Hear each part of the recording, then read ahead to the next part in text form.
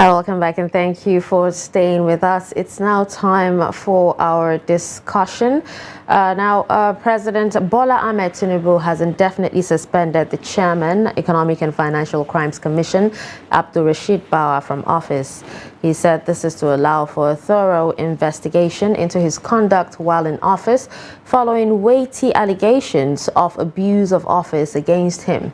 Now, this was contained in a statement by the Director of Information, Office of the Secretary to the Government of the Federation, Willie Bassi, on Wednesday. Now, meanwhile, the Department of State Services said it is interrogating the suspended chairman of the EFCC, and DSS spokesman Peter Afunanya, in a statement late Wednesday, said Bawa arrived at the office of the secret police and the invitation relates to some investigative activities concerning him. And right here in the studio, we have joining us a barrister Bode Fadigbe Esquire in the studio. Good morning and thank you for joining us. Thank you for having me. Good morning. And we also have Samaila Musa, a public commentator, to discuss the EFCC chairman suspension and matters arising. Good morning and thank you for joining us. Good morning. Samaila. Thank you for having me. All right, so let's begin with you, Samaila Musa. Yes. Now, okay, but before we actually start with you, let's take a look at this particular report. Like his predecessors in office, Abdul Rashid Bawa, the fifth in the series of chairmen of the anti-graft body, has come under executive hammer over allegation of abuse of office. Anybody who is appointed to the EFCC would have to know that apart from fighting to keep his seat, he's also fighting against those people whose interest he goes against. The fundamental question that comes in terms of reaction now would then be, what is the process? How do you carry on a process like that of fact-finding in a way that does not denigrate the powers of the Commission? It has become a tradition for every president to appoint whoever he is compatible with to head the EFCC, a powerful government agency charged with the responsibility of fighting against corruption in Nigeria. This, according to anti-corruption crusaders, weakens the agency's capacity, erodes public confidence, in addition to making mockery of genuine interest to tackle the monster. Appointment and the composition of EFCC and the experience and the functions it had has been politicized. And you see that even from the first EFCC boss we've had, it was to a large extent to go after perceived political opponents. And that is not healthy, especially even from the perspective of public confidence. Because if you talk about the anti-corruption process, it is about state and society. From the EFCC's pioneer chairman Nuhu Ribadu to Farida Waziri, Ibrahim Lamurde, Ibrahim Magu, and now Abdul Rashid Bawa, the story remains the same, as they were removed unceremoniously over similar allegations, accompanied with endless probes whose outcome have never been made public. It is not just about Bawa. This has become a pattern, and we cannot, we can make no mistake about the fact that this is not good for the anti-corruption crusade. I'm talking about the politically exposed persons who may be within or outside government. And I believe there are salient issues that have not come to light regarding why this is so. But we can only speculate that, there must be one or two things that is in the know of the authorities, which we do not know. Though Nigeria continues to grapple with deepening and pervasive corruption in both public and private sectors, which undermines the nation's economic growth and development, anti-corruption crusaders believe a holistic review of the anti-graft agency to make it independent and result-oriented is desirable. Shafiu Suleiman, Trust TV News, Abuja. All right, thank you, Shafiu, for that report. And now we still have Bode Fadigbe Esquire and Samaila Musa in the studio with us to, analyze and talk more on this particular topic of discussion. You're welcome once again, gentlemen. Thank you very much. Thank you. All right, so let's begin with you, Samaila Musa. Now, a lot of people actually have something or a thing or two to say about this suspension, but want to know, did it come as a surprise to you? No, not at all. First, I think we need to commend President Bola Ahmed Tinubu. Coming to office, he has displayed leadership, and leadership with strength. The last time we ever experienced any kind of leadership with strength like this was during Obasanjo. What we've been seeing over time, especially the last 8 years, has been a very weak leadership, uninspiring leadership, not motivating to the youths, where we see all manner of nonsense going on, and the president seems to be looking the other way. And, that's actually something that really took us back by like 20, 30 years. Bowers, even before Bowers' suspension, the moment he started with Emefiele, I felt, okay, perhaps we've started getting it right, because what we saw the last 8 years was no one single person was actually sacked for incompetence or for some kind of allegations that are actually weighty. So Bowers' suspension, because we saw EFCC has become a tool in the hands of the cabals, and it's just like when you try to unleash your dog, you understand, after perceived enemies, they just tell him, go after this, go after that. Particularly, there's a cabal that is headed by Malami that is the only person who can point who EFCC goes after. So it's quite very sad. We experience very, because as a matter of fact, people are beginning to see it like, okay, if you don't want EFCC to investigate you or whatever, or come after you, make sure you are in Malami's good books. That's a huge allegation. It is a huge allegation. And I mean, I have lots of those here on this man, and I can tell you for a fact, there's somebody in prison now that was arrested because they were doing whistleblowing. Malami came on air and he denied he never met the guy. I personally knows that he knows him. He gave him Hilux to be using. I know the guy personally, and I knew when he was doing that work. You understand? This was a police officer that left the police. Later, we saw how the police came and denied that they never knew him. He was a police officer. He left. So it's only when they are in power that they can say all these kind of things. And because they know whoever wants to investigate them, have them to contend with. But now he's out of power. Let them come. We're going to prove all that. Let them go and bring Lawrence from Kuje prison and let him come and say the real truth of what happened. All right, let's come back to you, Bode Fadigbe. Now, what is the legal implication of of this particular suspension? Because a lot of they're actually saying the allegations are weighty. They're saying it's weighty. How momentous are the allegations leveled against Bauer?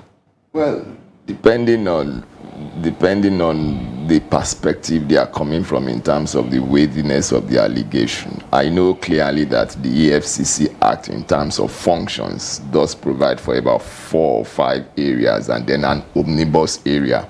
It talks about economic and financial crimes. It talks about the failed banks. It talks about some other issues, terrorism, money laundering act. Those are the areas under which an infraction can attract the attention of the law. But interestingly enough, again, it also talks about the fact that EFCC has the power, because you want to ask, is it that Bauer was involved in financial crime with banks, or is it that Bauer was involved with the failure of a bank, or is it that Bauer was involved in money laundering or terrorism? These are 4 fundamental areas. But there is also an omnibus, 2 omnibus areas. One, the last one says EFCC can also take up matters that are provided for in the penal code and the criminal code. Now, the penal code and the criminal code under our criminal jurisprudence takes care of criminal activities in the south and then criminal activities in the north. For the north, it is penal code, and the north will include all of those areas that we regard as the northern part of this country. North Central, Northeast, Northwest, all of those areas. And then, of course, the entire south. And, of course, we know the history of how we got to the point of having 2 different criminal codes for the country. But the point I actually want to make is that even if Bauer is not spotted in any of those other 4 areas, it can also be spotted under the criminal code or the penal code. but more clearly the penal code, because of where he is located, the penal code is located in the northern part of the country. But even at that, it could also come under the Administration of Criminal Justice Act.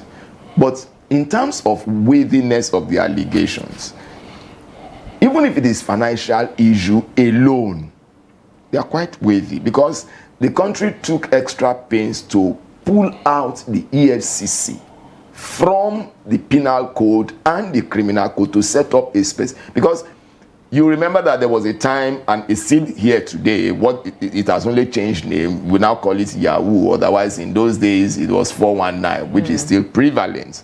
But it got to the point where it became a very embarrassing thing at the international level. Countries were even defrauded and things like that. So it became very necessary for Nigeria to demonstrate clearly that it was not in support of that kind of thing, and it was also hurting Nigeria. So the EFCC came out of it. So if it is that financial crime alone is fundamental enough for Bauer to be brought under scrutiny, but for me it's quite sad that the one who is supposed to be pursuing criminals, because it's a position of trust, it's a position of enormous responsibility.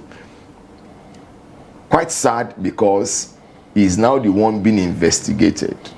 It's a disappointment that somebody as young as that, in whom the country has invested a lot of confidence, because there is this quarrel that, oh, don't allow young people to be at the helm of strategic institutions. But the president took the risk of putting him there and then see what has happened. I mean, I don't know how best, I don't know what other word I can use that is broadcast friendly, but I tell you the truth, it's quite disappointing that he would ever be spotted for criminal investigation. It shouldn't be heard about him at all. The day I read that Matawale was saying that he asked for $2 million bribe from him, I don't think Matawale at his level as a governor would be so reckless as to come to the public space, because he knows, he understands the law of defamation. At that level, you should understand that you don't just make some statements. So the day I read that Matawale accused the EFCC chairman of demanding for bribe, as a matter of fact, that was the day he ought to have been suspended. He actually denied it. It's not enough to deny. You see, there are certain things that some people shouldn't say, and the moment they say it, will trigger the alarm. It's not enough to deny. As a matter of fact, if we were a country of people who have modicum of integrity, that same day he should put pen to paper, say, I step aside. You have made this allegation against me. Until it is clear that I am not involved, I step aside. Now, by the time it's investigated and they find out that he's not involved, he can then proceed to court and say, you have defamed me. But Matawale didn't drop any receipt. It was just his words against Powers. So I didn't get that. Matawale did not drop any receipt. He didn't drop evidence, of saying this. It was here. I recollect something. It's a very convenient exit path for me to say, oh, let him go and bring his evidence. Oh, he didn't produce any evidence. The mere fact that a governor will come out to say, this is what he demanded from me, that is enough evidence to trigger an investigation. It's enough evidence. And when you want to investigate somebody at that level, even in the mainstream civil service, the moment the system says you are accused of infraction concerning your office, the first thing that, depending on the gravity or the enormity of the offense, the first thing that the system does is to ask you to step aside. Why? So that you don't influence investigations. Why does the police put somebody in protective custody when they are doing investigation of certain level of suspected criminal activity? It is because they don't want to put the witnesses and the pieces of evidence under immense pressure, such that they will not be able to get the facts that they are looking for. Okay, Samaila Musa, Yeah. I have a question for you. All right. So, Mr. Bawa is, as the second major appointee of the former President Muhammadu Buhari, who has been suspended, and people are seeing it. So, should I say, some Nigerians are seeing it as though it's a witch hunt, by the President Tinubu. Considering that during the election period, we saw situations where there was a bit of fraction in the APC, where people were saying some decisions that the former President Buhari was taking was not really favoring the incoming president, and people were thinking there might be a bit of cold blood or war against between them. So could it be that this is President Tinubu's way of hunting or taunting the former President Buhari? What's your take on that? Yeah, well, you see, the way I say it, even if it's witch hunting, they call for it. You're supposed to be neutral, and then you're working against me. You should, in fact, the day I'm sworn in as president, you should just tender your resignation letter. You don't need to wait for me to sack you. That's the way it works. Because you see, it's politics. You cannot work against a particular interest and still want to benefit from that interest. Yeah, you might be like, oh, I'm just doing my job. Yes, be fair when you're doing your job. Do the right thing when you're doing your job. As a matter of fact, during the campaigns, I saw it clearly where that team was saying this man has taken X amount of money to PDP. Yes, you came in during PDP's time. You're the second longest serving CBN governor, and then you became so biased. Emefiele's problem started from the day he was contesting for president as a sitting CBN governor. Who does that? And I don't blame him. It's the president. We saw how Buhari was so docile. Nothing concerns him. He never got interested in anything. You were sitting as a CBN governor. We saw your branded cars for your campaign as the sitting president, and you are still sitting there on that seat.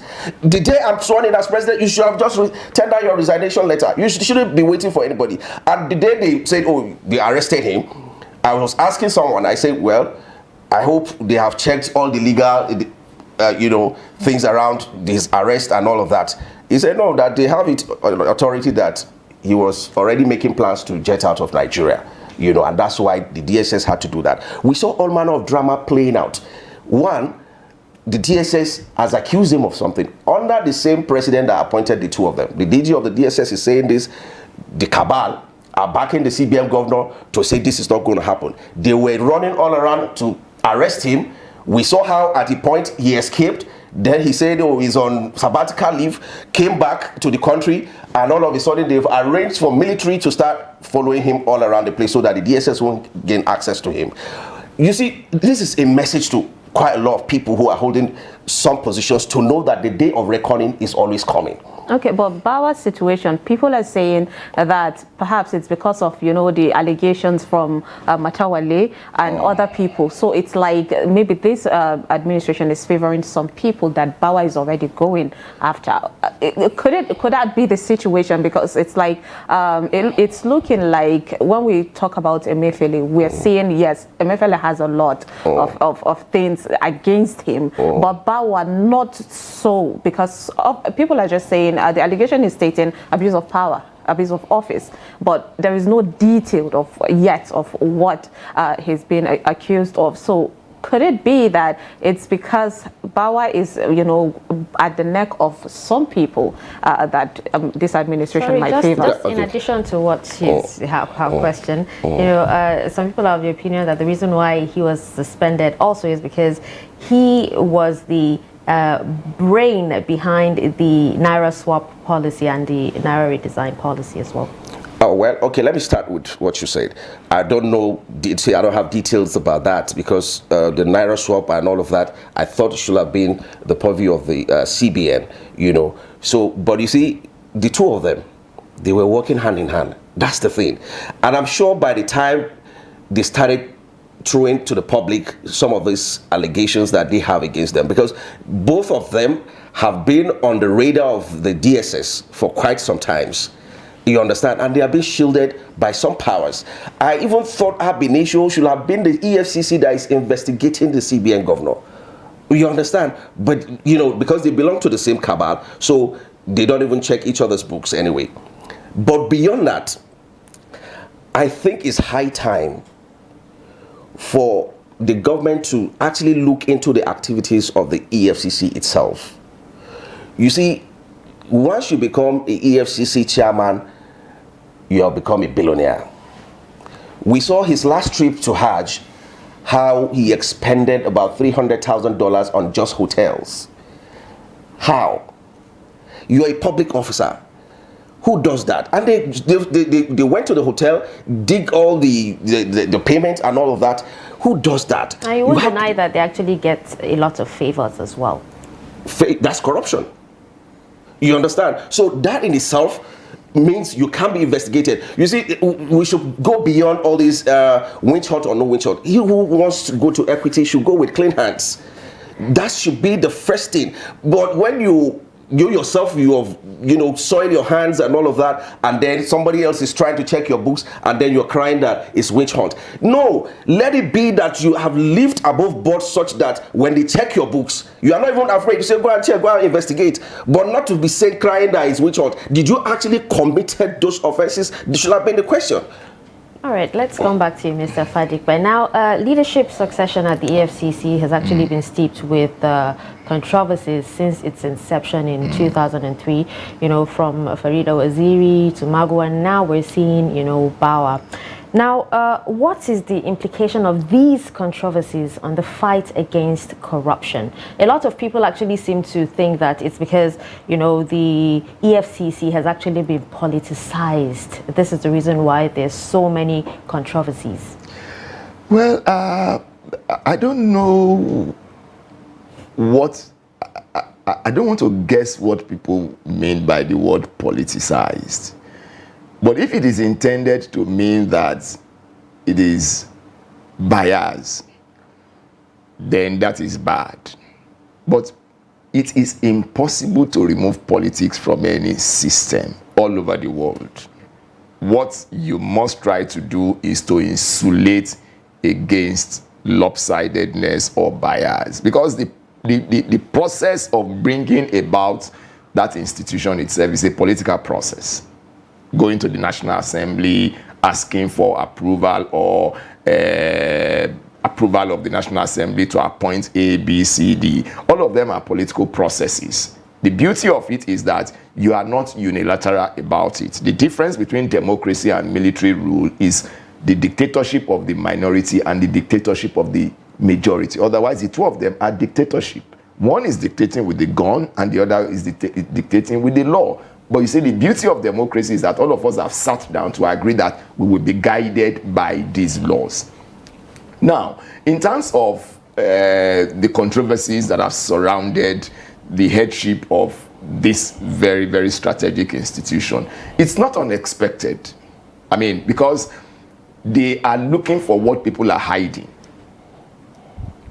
I mean, that is one cross that journalists carry today, and from the beginning of the profession anyway. There is this case. I can't remember the man's name now, that was killed in one embassy in is it Saudi Arabia or where? But the point I'm trying to make is that journalists look for facts that people don't want the public to know about. The same thing with the EFCC, Economic and Financial Crimes Commission. Crimes are things done in the secret. The EFCC wants to bring it out. The man who has committed a crime doesn't want to be exposed. So he will fight back with all the powers, all the resources at his disposal.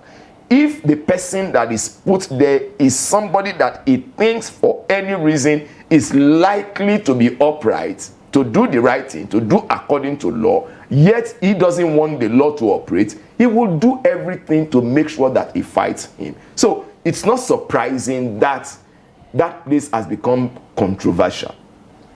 However, it is also very, very important for whoever is put at the helm of affairs to ensure that it doesn't fall into that trap.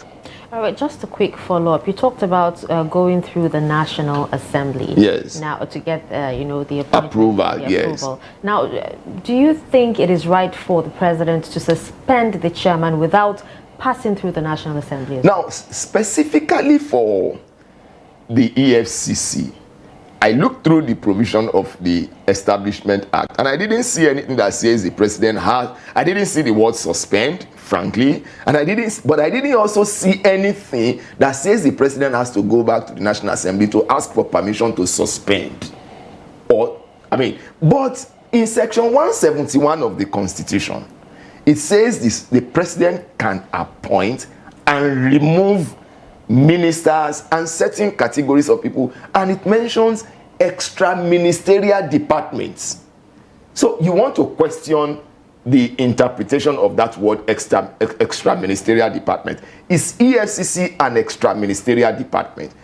I think very strongly that is the correct interpretation, barring what the courts will say, because I'm not a court. The court is the only one that is legally empowered to be able to say this is the mind of the drafter of the law. But on the face of it, using the literal interpretation principle in law, you can say that the president can appoint and remove the EFCC chairman or any other person. And in any case, for the let's even do some logical thinking. Why should I be able to appoint and I'm not able to remove? That's one. Two, if you say that I need to first of all go back to the National Assembly to seek permission, what if it is a period when the National Assembly is on vacation and there is a matter of national urgency? The position of the EFCC chairman, the position of the central bank governor, and some other positions in this country, we must understand are security positions. When they are doing certain things, because they have access to certain information that you and I cannot come across ordinarily on the street like that. They keep the skeleton. They know who is buried in the burial ground, in the cemetery. They know the one that has been freshly buried. They know the one that had been buried for several years. With criminal proceedings, there is no end to it. Any day the state is ready to prosecute, the state can bring out the evidence, and the only problem is whether the witnesses will have sufficient memory to recall those events that took place, because they also need to come and testify in court. So what am I trying to say? Even if the EFCC Act does not expressly provide for the removal of the EFCC chairman, which is unlike that of the central bank. That of the central bank says the president can remove based on 2/3 majority of the Senate, but that provision is not there. However, the Constitution and any other law, they have class. There is category. The Constitution says I am supreme to every other law, and any law that is contrary to my provision or inconsistent with my provision is null and void to the extent of that inconsistency. The EFCC Act is a subsidiary legislation, by which we mean that it is inferior, for the purpose of this conversation, it is inferior in authority and power to the Constitution. Whatever the Constitution says prevails over what the EFCC Act has said. If the EFCC Act has not said that the president can remove the chairman, the Constitution says certain people, and luckily enough, that omnibus provision is there. Even though it did not say EFCC is an extra ministerial department, the fact remains that there are people that the Constitution allows the president to appoint as his own staff, and it is the president that appoints him as his own staff, subject although to the approval of the Senate. So from that perspective, the EFCC chairman can be removed, but he didn't even remove him. He didn't remove him. He said, I have suspended him. But is there a difference though? Well, there is a difference. I think the former, the predecessors of Bauer, it was all in this guise of the suspension, but you never returned to the It's purely, it's a legal safeguard. Exactly. Because it could, I mean, I saw one or two posts in the social media where Bauer was alleged to have said, Mr. President, your presidency is still being contested in court, therefore you don't have the power to suspend me. I mean, you know, the social media, that's one, the big problem is that it has no gate, so anything goes in there. I don't believe in that one. But assuming without considering that he said so, he doesn't even have the mouth to say so. Right. Samaila, quick one. DSS are the one handling this case, you know, currently. And Nigerians are thinking that considering they have a bad blood between the DSS and the EFCC with the building ownership, you know, fighting in Lagos. Yes, so people are already thinking that perhaps they should take it. What is your take on that? That perhaps we should take They should take the case away from the DSS. Yes. Well, you see, the point is, the DSS has been the one investigating those people.